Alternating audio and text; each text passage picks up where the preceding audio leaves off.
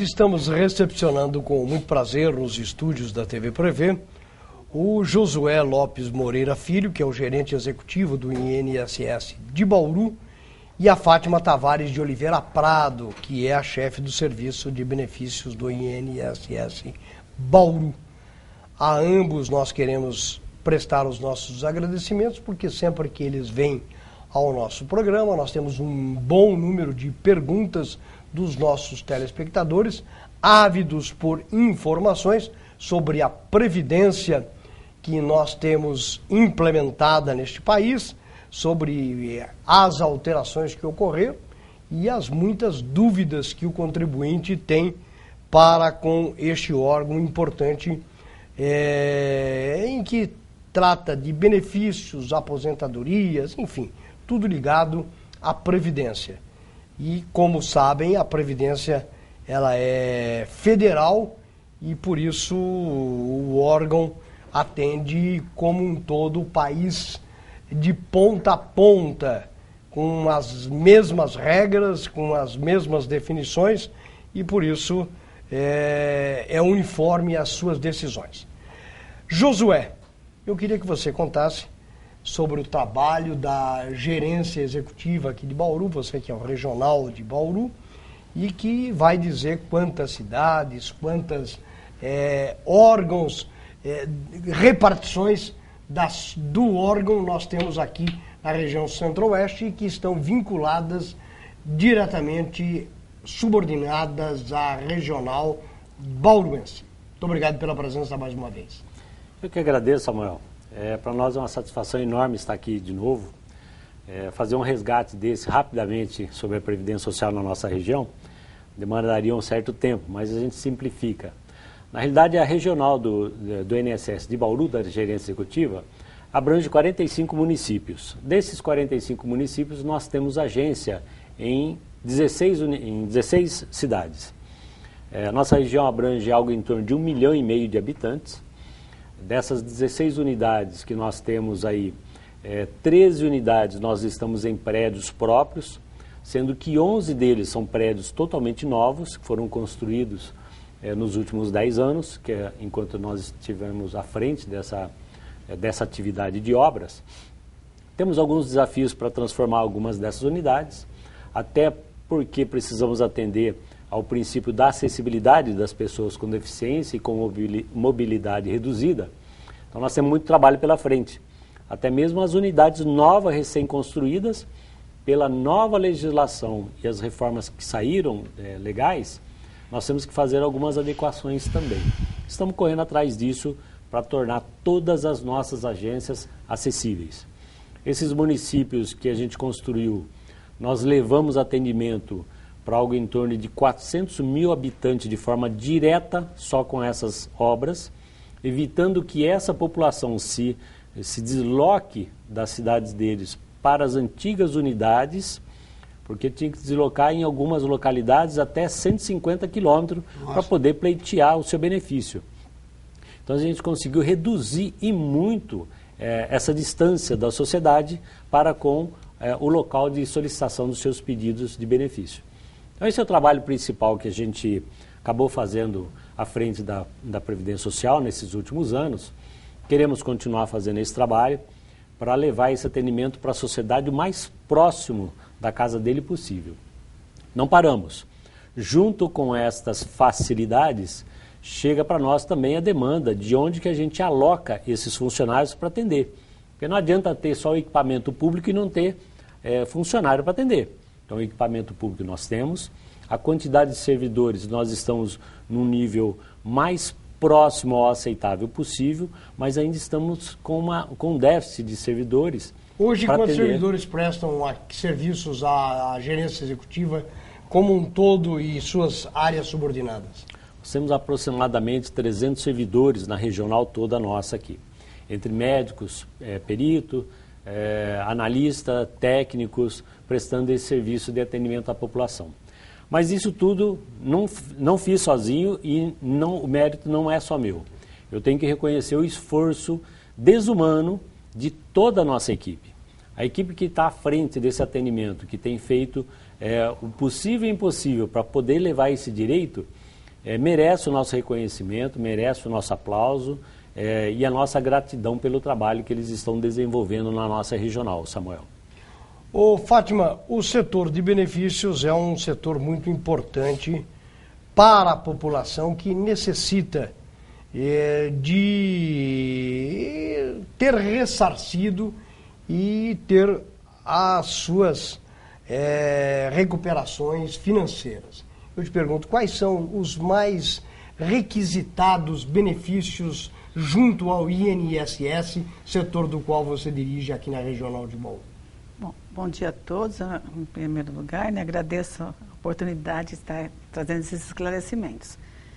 Sem dúvida, o benefício mais procurado na Previdência Social é o auxílio-doença, o afastamento por incapacidade.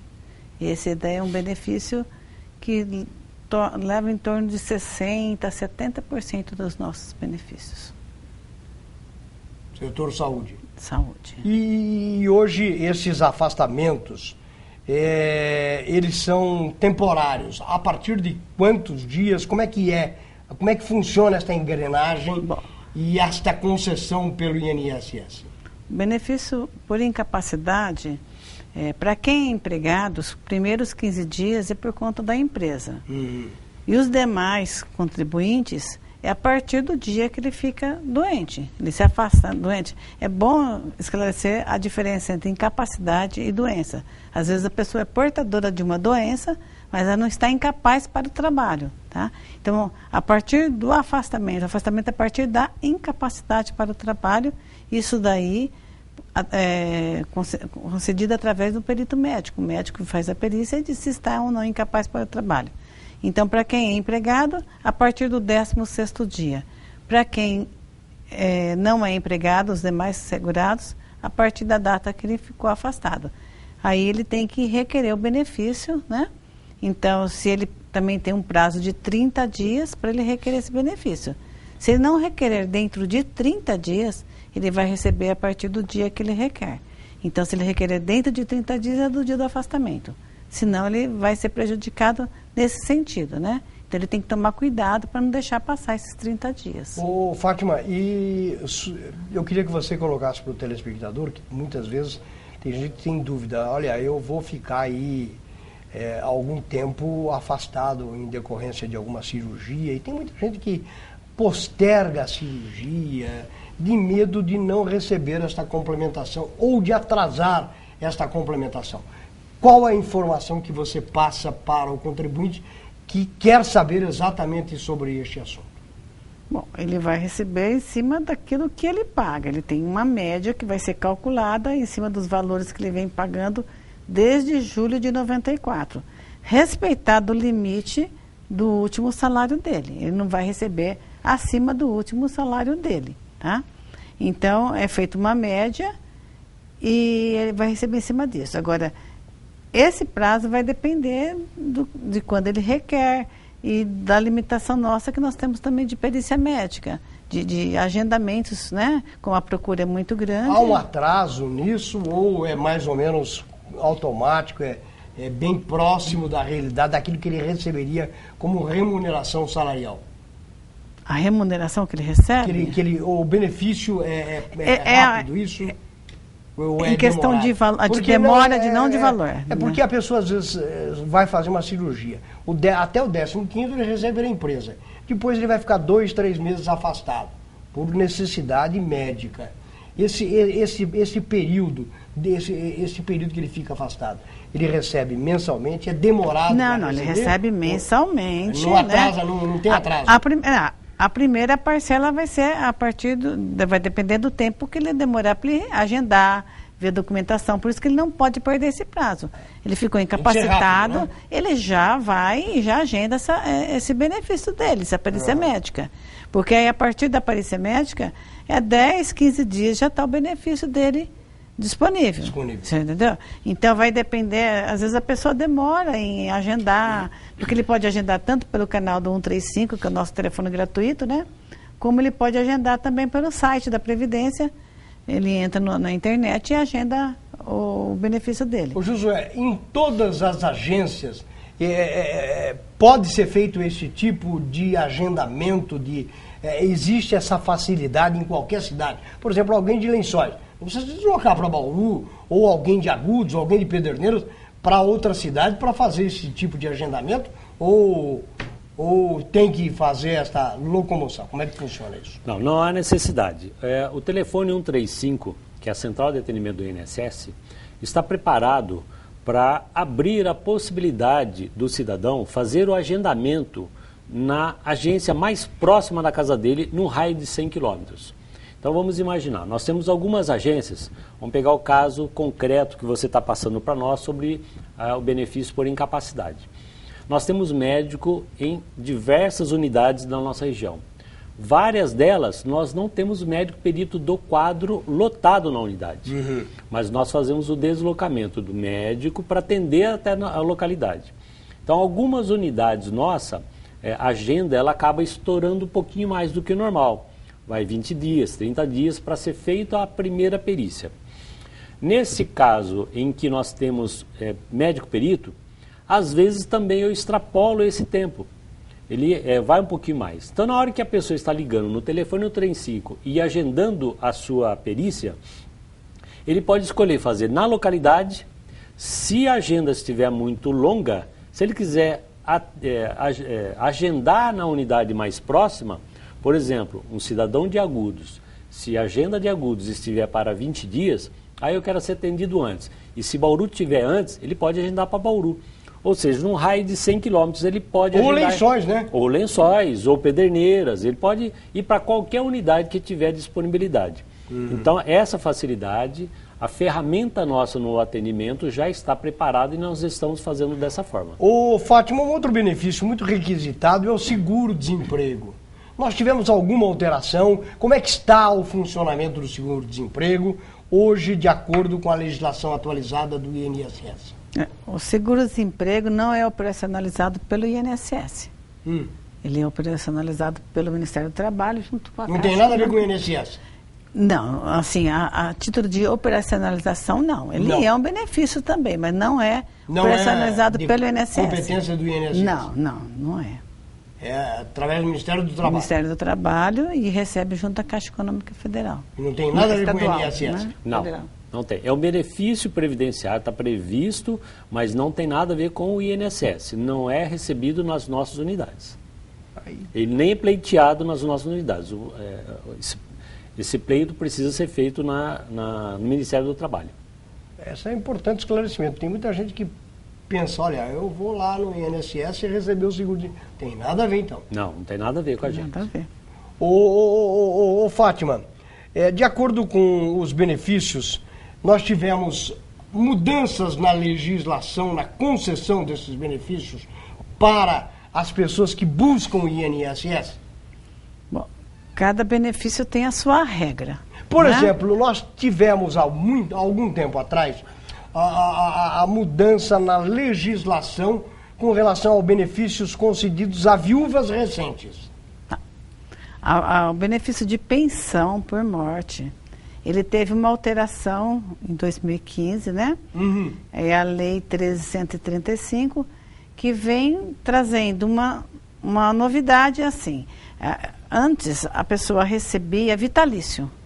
A viúva, ela recebia vitalício. O sujeito casava amanhã, morria e a viúva ia, com 18 anos de idade, recebia a aposentadoria até o dia que ela morresse. Se ela não casasse outra vez, né? Não, o casamento não cessa o benefício. Mas tinha uma época em que o casamento... Até 91. Até julho de 91, o casamento cessava. Se ele casasse novamente, a pensão que ela vinha recebendo era cessada.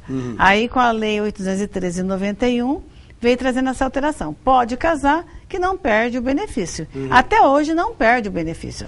O que mudou agora é o tempo que a pessoa vai ficar recebendo esse benefício. Tá? Então, se ela tem... existe uma tabela, né? Que fala que se ela tiver... Até 21 anos, ela recebe por 3 anos. De 21 anos... 24... É que eu não sei a tabela de cabeça, 26. Né? Até 26 anos, né? Ela recebe por 6 anos.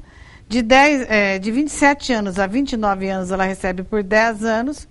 Se ela tiver entre 30 anos e 40 anos de idade, recebe por 15 anos.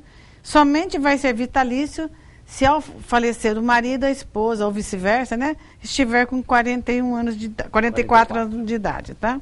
Aí, daí para frente, é vitalício. Mas antes disso, ela vai receber de acordo com a faixa etária em que ela ficou viúva. E, além disso, tem um outro requisito. O falecido tem que ter contribuído pelo menos por 18 meses, tá? Antes não, antes tivesse um dia de contribuição. Ela já era beneficiada pro resto da vida. Pro resto da vida. Hoje, então, o falecido tem que ter trabalhado por pelo menos 18 meses, contribuído por pelo menos 18 meses, né? E a viúva tem que ter essa faixa etária, ela tem que ter no mínimo 44 anos de idade para ser vitalício. Menos que isso, ela vai receber até completar essa idade. Ô, tá? Josué, esta alteração deu-se em 2015. Não tem efeito retroativo, não. Quem ganhou o direito é adquirido e permanece, é isso? Exatamente. Uma lei não pode retroagir para prejudicar o cidadão. Então ela é válida a partir do momento que ela foi publicada ou de acordo com a legislação específica, dependendo da data da publicação ou do efeito dela.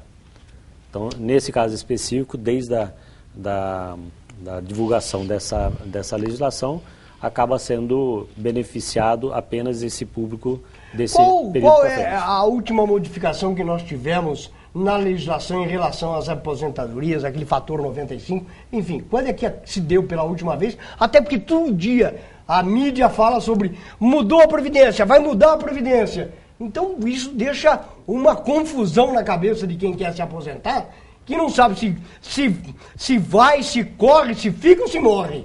Como é que é, José?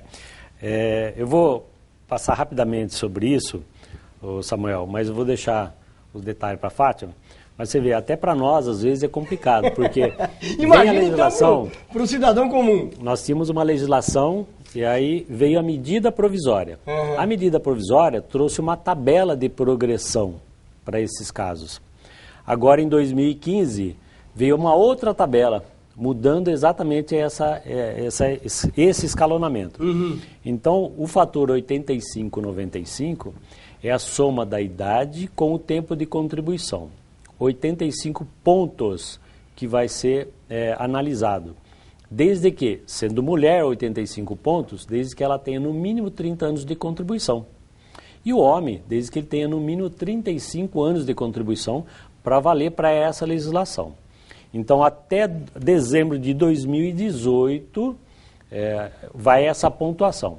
A partir daí, a cada 2 anos, acresce-se 1 ponto. Então, o fator previdenciário hoje... Isso já está está em vigência. Então, se a pessoa já tiver 30 anos de contribuição mulher e já fizer a soma com a idade e der os 85 pontos, ela pode se aposentar com o cálculo normal, sem ela ser pega pelo fator previdenciário, que é o fator de correção que corrige a fórmula de cálculo e prejudica o segurado. Mas não é só o fator previdenciário, ele não tem só esse fator de prejuízo. Ele tinha também o fator benéfico. Quem trabalhava mais, com mais idade, ele poderia receber mais do que a possibilidade que ele poderia estar recebendo. Então não é toda ela prejudicial. Mas essa legislação de agora é através dessa pontuação escalonada. A partir de 2018, a cada 2 anos, acrescenta-se mais 1 ponto até 2026. Por que se diz, é melhor você se aposentar agora ou é melhor você esperar? Por que esta dúvida? Não existe uma regra clara para isso, Samuel. Cada caso é um caso. Eu gosto de me pronunciar para o cidadão pensando que do outro lado do balcão é um cidadão que ele precisa analisar com coerência a vida dele. Nós não sabemos qual é a vida que a pessoa está levando naquele momento. Qual é a condição financeira dessa pessoa? Qual é a condição da família, está desempregada ou não está desempregada? Qual é a pretensão dele a partir de então? Então, cada caso, Samuel, diz respeito ao foro íntimo da pessoa. É ela, junto com a família, que tem que tomar a melhor decisão de qual é o melhor momento para se aposentar. Então, nós não entramos no mérito de induzir a pessoa.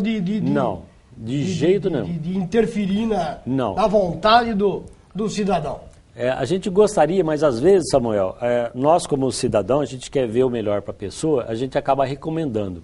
Se a gente recomenda de uma forma e ali na frente pode ser errado, você passa a ser o responsável por uma decisão equivocada. Se você acerta, você acaba sendo a pessoa que endeusada por ela e pela família, mas não é regra. Então, essa questão da decisão, eu sempre alerto isso para os colegas. Tome muito cuidado para não tecer juízos de valor, porque é uma decisão de foro íntimo da pessoa e é um momento particular dela, porque depois de aposentado, é uma decisão para o resto da vida dela. Não dá para mudar.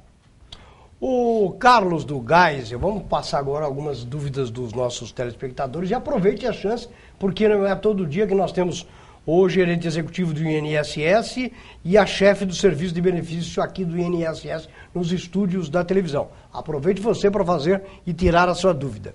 O Carlos do Geisel, ele diz, por que quando passamos na perícia do INSS, eles não nos mostram segurança, não acreditam no que falamos, mesmo com o atestado em mãos?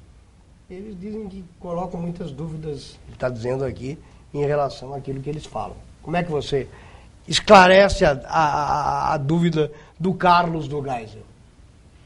Essa é uma resposta muito complicada da gente falar, porque realmente é uma perícia, é o médico e o periciado, né? E como é muito subjetivo ele entender que ele não passou segurança ou exigir que o médico passe a segurança. O médico faz a perícia e dá o resultado.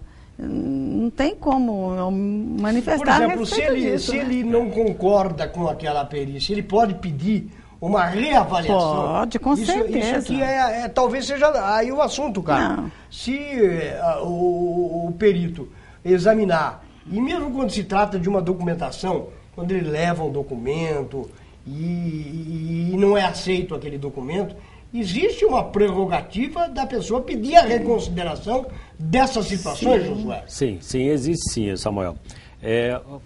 Passar para o Carlos da seguinte forma. Nós, enquanto representantes da Previdência Social, nós temos que passar a regra. O caso concreto dele não dá para a gente avaliar somente através dessa pergunta de forma simples. Precisaria analisar com cautela. Possivelmente ele teve um desacordo em algum setor. É possível. E é por isso ele causou ficou essa dúvida na cabeça do nosso telespectador. Eu vou passar assim a regra. Todo trabalhador que quando chega no INSS, na nossa regional, que nós já estamos num passo bem à frente e bem avançado, os colegas que acabam preparando o processo para ser encaminhado para a perícia, nós fazemos o saneamento das informações. O que significa isso? Na hora que o segurado senta na frente do médico perito, o médico perito já tem todas as informações na tela do computador. Então nós saneamos as dúvidas primeiro, para que a hora que ele senta com o médico já tem todas as informações possíveis. São 3 informações extremamente necessárias. Primeiro, o trabalhador, qual é a profissão dele? Então essa informação está no computador, na tela para o profissional nosso, o médico perito. A empresa que ele trabalha tem o CNAE, é o Código Nacional de Atividade Econômica da empresa que ele trabalha. E também tem a CID dele no sistema de computador. Na hora que ele chega para sentar, já existe uma pré-análise, já mostrando para o médico perito, em que, vou pegar somente como exemplo, olha, o senhor médico perito, o segurado que está na frente do senhor, ele é bancário, ele tem um problema e a CID dele é no braço direito e a profissão dele é caixa. Então o código da empresa, ele trabalha no banco, é caixa e tem problema no braço. Só como exemplo estou passando isso, Samuel. Então se ele é caixa, está com problema no braço e trabalha no banco, sugere-se que pode ser um acidente de trabalho, pode ser uma lerdorte. Então essa informação de forma básica, o médico perito já analisa, ele vai fazer até uma pergunta de imediato para a pessoa. O senhor trabalha com banco? Ah, trabalho no banco. O senhor é caixa? Sou. Ah, o senhor trabalha... Tranquilo.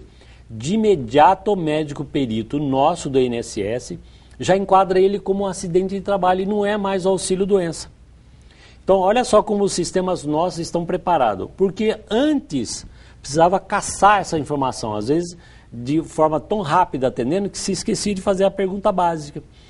Então, quando temos já, nesse momento, em que chega o segurado, já tem essas informações, e o médico perito sabe qual é a doença através da CID dele no atestado, às vezes, de forma simples, ele vai agilizar o atendimento. Então, pode ser que a pessoa tenha essa sensação de insegurança do perito, mas pode ficar tranquilo, ele tem toda a informação necessária para tomar decisão. Essa pergunta também que ele faz, e que você reforça, Samuel, é importante a gente mostrar isso para a sociedade. Mesmo que o cidadão não tenha essa segurança, essa tranquilidade, ele tem o direito de fazer um pedido de reconsideração e pedir uma junta de recursos se for necessário. Então o INSS respeita esse direito do cidadão e vai analisar num segundo momento. Então não perca o tempo e o prazo de recurso. Entre com o recurso, será analisado. E também é bom lembrar, Samuel, que a maioria das perícias médicas são concedidas. É a minoria que são indeferidas. Tá? O que andou demorando foi a marcação dessas perícias médicas, que houve um problema aí, eu não sei se de greve, de falta de profissionais, e teve um período que andou demorando isso daí, não é? Sim, teve esse período de greve, mesmo que a gerência Bauru não tenha aderido a esse momento grevista, migrou muita demanda de fora para nós. Então, nossa agenda estourou, porque nós estávamos com o nosso atendimento em dia, mas com a demanda vinda de fora, da região de Marília, Araçatuba, Piracicaba, Araraquara, que migrou para cá, a gente não dava conta. Então, essa agenda começou a estourar. Quando acabou a greve, cada um começou a atender a sua demanda, começou a diminuir. Hoje nós estamos num patamar mais aceitável e estamos conseguindo atender com mais celeridade. O INSS foi caracterizado por um atendimento rápido na concessão de benefícios, principalmente para os casos de aposentadoria. Continua com esse mesmo diapasão ou tivemos alguma mudança aí em relação a esta facilidade? Não, nós conseguimos atender sim dentro de uma normalidade. Nós temos aí a demanda nossa crescente. Cada vez que se busca um benefício junto à nossa Previdência ou que tenha-se qualquer tipo de movimentação adversa, gera um aumento na demanda e a gente tem que atender com a mesma quantidade de servidores. Então, dentro da normalidade, nós estamos com a nossa equipe, mesmo que reduzida, a gente consegue atender sem maior prejuízo, dentro no espaço aí de no máximo 30 dias, a grande maioria dos nossos benefícios. Alguns deles com mais tempo, isso sem dúvida. O Renan Casal, que é jornalista, fotógrafo, ele diz: minha mãe, que está para se aposentar por idade e já tem 63 anos, quer saber sobre sua situação especial do artigo 142 da Lei 8.213/91, que se filiou até 27 de julho de 91 e começou a contagem de tempo para efeito de carência, já tendo contribuído durante este período por 108 meses. Ela já tem direito à aposentadoria? Eu acho que o 142 não. Não, a carência hoje são 180 contribuições, tá? Então, o artigo 142, que ele está falando, são 180 contribuições para qualquer pessoa, seja antes de 91 ou depois, porque teve já um período em que essa contribuição foi menor. Hoje ela é 180 contribuições. Ela tem 108, porque ele está falando. Tem 73. 63 anos de idade e 108 meses de contribuição. Ela vai ter que chegar nos 180 contribuições. Ou seja, tem ainda mais 72 meses. 6 anos. 6 anos. 6 anos. Ou por idade ela pode também com 60 anos? Não, por idade. Por idade tem que ter um mínimo. Essa carência é mínima. É mínima? 180 então, contribuições. Está aí explicado, Renan. Mas, Samuel, pois não. Me permite aproveitar essa oportunidade, porque nós estamos passando informação de forma genérica. Este é um caso típico que a gente continua incentivando a pessoa a continuar contribuindo. Porque pessoas com essa idade, Samuel, nós nunca sabemos o dia de amanhã. A qualquer momento nós podemos ser acometidos de qualquer doença. Então essa pessoa precisa ter a qualidade segurada, precisa estar em dia com a Previdência Social, porque todas essas pessoas estão com foco só na aposentadoria. E não precisa ficar preocupado só com a aposentadoria. Pense que existem outros benefícios que pode atender a necessidade desse segurado. Então, se ela vier a ficar doente, dependendo da atividade que ela estiver exercendo, ela poderá ter direito ao auxílio-doença. Ou até aposentadoria por invalidez. Ou até aposentadoria por invalidez, que é decorrente do auxílio-doença também, perfeito. A Maria do Jardim Coralina. Sofro de fibromialgia e trabalhei por muitos anos sem registro. Fui atrás para receber um auxílio para poder aposentar. Levei todos os papéis e fiz todos os exames. Até hoje não vi a resposta. Gostaria de saber qual o motivo e se posso continuar lutando. Quer aposentar? Com certeza, lutando pelo benefício, a gente nunca deve desistir, né? Mas esse caso específico só vê no documento, não tem como dar informação em cima de informações que... Ela disse sem registro, por exemplo. Sem registro já complica. Se ela estivesse falando, não, eu trabalho há 10 anos, 15 anos registrado na empresa tal, a gente até teria uma resposta mais concreta, mas assim, só vendo o documento mesmo, não tem como dar uma informação assim. Qual que é o nome dela? Maria. Maria. Jardim Coralina. Vou pedir uma gentileza para a dona Maria, se puder até passar por e-mail novamente, passa o nome completo, Maria, data de nascimento, nome da sua mãe, a gente levanta o processo para saber, e passa também o telefone, a gente entra em contato com você para dar uma analisada nesse processo, para saber o que é que tem dentro do processo. Grosseiramente, assim, com essas poucas informações, não dá para a gente tecer nenhum comentário. Nós temos aqui o Cirineu da Nova Celina. Os peritos do INSS são orientados a não dar os benefícios ou dificultá-los? De forma alguma. Essa pergunta é feita rotineiramente por algumas pessoas, acreditando que isso possa existir. Não existe isso. O médico perito, ele é dotado da mesma legislação que todos nós somos obrigados a cumprir a legislação existente. Ele, como médico perito, ele tem que fazer o trabalho dele de forma célere e de forma profissional. Ele responde pela responsabilidade funcional dele. Então, ele tem que fazer o atendimento, avaliar se a pessoa tem capacidade ou não, avaliar se ela tem condições de voltar ao trabalho ou não. Até mesmo com relação à doença, ele tem a liberdade de conceder o benefício por tempo maior ou menor, mesmo na mesma doença, para pessoas com idade diferenciada. Então, sabemos aí, vou pegar só como exemplo, uma pessoa com idade avançada que fratura uma perna, a recuperação não é a mesma de um jovem de 18, 19 anos de idade. Então, o médico tem essa liberdade de adotar esse critério dele com relação à idade das pessoas. Estou pegando isso só como exemplo para mostrar a dificuldade que é do médico perito. E a Fátima passou muito bem para nós daí. Os nossos benefícios da Previdência Social, quase 70% são benefícios por incapacidade. Todos eles passam por perícia médica. Todos eles. Ou seja, 70% da demanda da Previdência Social passa por um médico perito. E com essa linha de raciocínio, Samuel, imagina-se que a grande maioria desses benefícios, ela é concedida. Então, a minoria só que não é concedida. E mesmo essa minoria tem o direito de entrar com recurso. Então, nós temos que respeitar e as pessoas precisam correr atrás do recurso para que a gente possa avaliar no segundo momento, através dos nossos peritos. A dona Estela da Vila Souto, ela diz o seguinte: minha filha Ellen completou 49 anos e já conta com 30 anos de contribuição. Não dá o número exigido de 85. Mesmo assim, ela pode se aposentar? Há uma perda significativa do valor da aposentadoria? De quanto por cento? E ela diz obrigado e parabéns pela entrevista de vocês. A TV Prevê pensa na gente. Fátima. Bom, ela tem direito. Se ela tem 30 anos de contribuição comprovada, ela tem direito. Não existe um limitador de idade. Tá?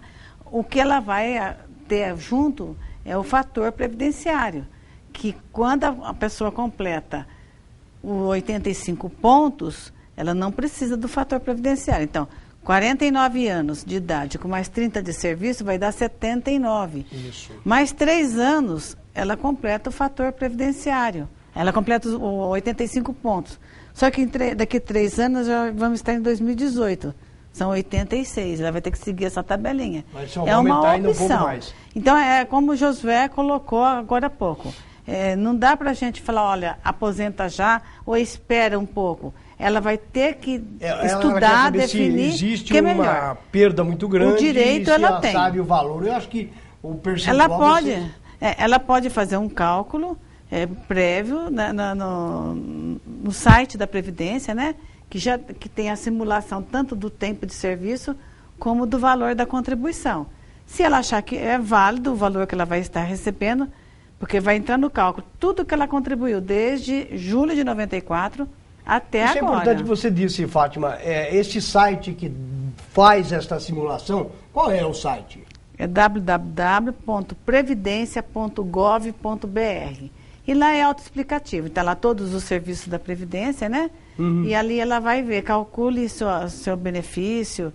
E ela vai abrindo. Ele é autoexplicativo. Dá para fazer esse cálculo, tanto do tempo de serviço como do valor da contribuição.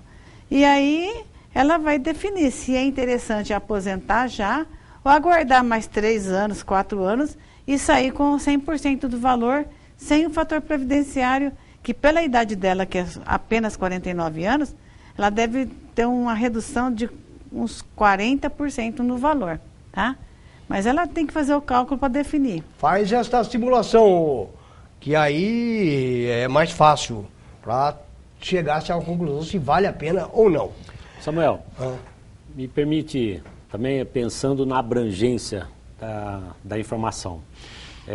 Isso daí, quando a gente tem essa preocupação, está bem claro que provavelmente essa senhora, ela está pensando na contribuição maior que ela deve estar fazendo. Ela deve estar contribuindo sobre 8, 6 salários, 7 de salário mínimo, então fica difícil saber essa forma de cálculo. Mas só como orientação, para a grande maioria dos nossos benefícios, mesmo no interior de São Paulo, de um estado extremamente pujante como o nosso, a grande maioria dos nossos benefícios são benefícios de salário mínimo. Para quem contribui sempre com o salário mínimo, ou um pouquinho acima disso, salário mínimo e meio, eu passo como informação de forma tranquila. Não se preocupe com o fator previdenciário, porque vai pegar o quê? Se o cálculo vai ficar muito próximo ao salário mínimo. Então, essa diferença é muito significante. A pessoa não precisa nem se preocupar. É a grande maioria dos benefícios. Em torno de 60% dos nossos benefícios, mesmo no interior do estado de São Paulo, que é um estado pujante, ainda assim, os nossos benefícios, 60% são de salário mínimo. A dona Dirce da Vila Independência. Recebo a pensão de um salário mínimo do meu falecido marido, mas também trabalhei alguns anos como registro em carteira. Ela quer saber, posso me aposentar? Ou é um benefício ou é outro? Não. Se ela estiver contribuindo por 180 meses, né, 15 anos de contribuição e 60 anos de idade, ela pode receber os 2 benefícios, não tem problema nenhum. Ela já tem o direito adquirido à pensão e ela vai verificar se ela tem direito ao benefício de aposentadoria por idade. Elas são acumuláveis, não tem problema nenhum. Perfeito.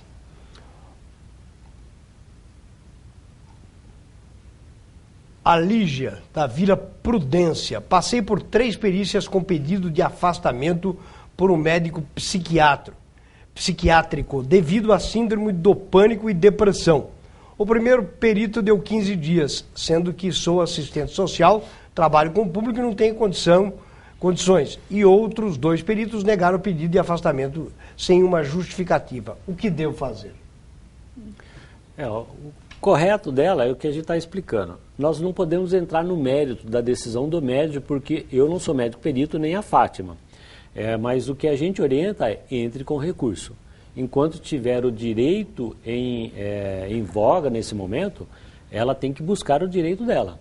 Então a gente orienta a entrar com recurso, respeite o prazo que o INSS abre para ela, não perca esse prazo, para que ela não perca esse direito.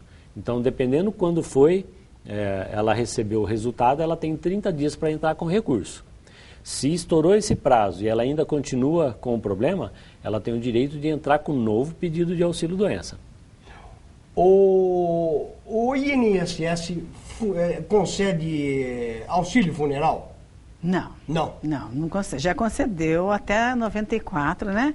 Foi um benefício que foi extinto com a Lei 9.032, em 31 de dezembro de 94.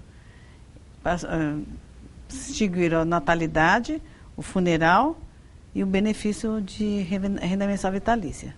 O que é o LOAS, o Josué?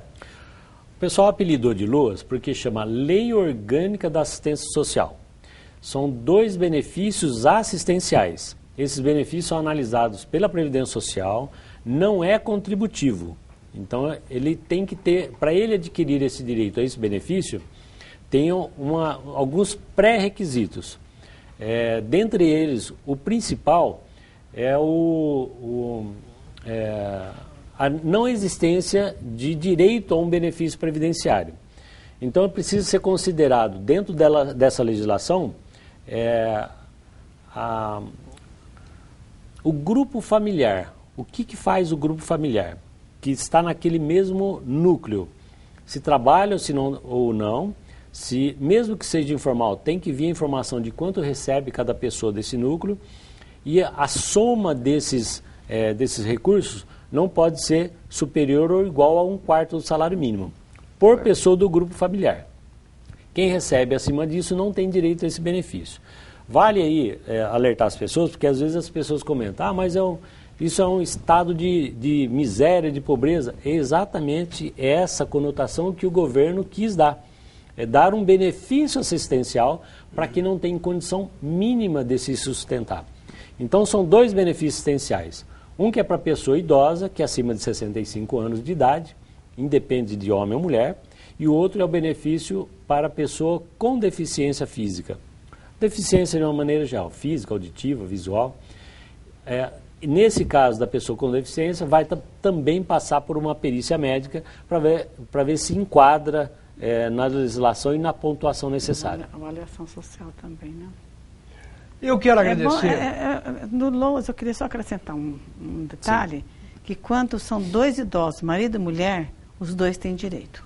Perfeito. Sim, verdade. Muito obrigado ao José Lopes Moreira, que é o gerente executivo, a Fátima Tavares, que vieram contribuir muito. E sempre que possível nós vamos trazê-los para que o telespectador seja informado, seja orientado através de uma palavra oficial de profissionais que militam no INSS e que estão lá para atender aqueles que procuram este órgão de Bauru. Muito obrigado a vocês. Nós estaremos de volta com os horários alternativos da nossa programação amanhã neste mesmo horário. Aos que nos acompanharam, os nossos agradecimentos. Até lá, se Deus quiser.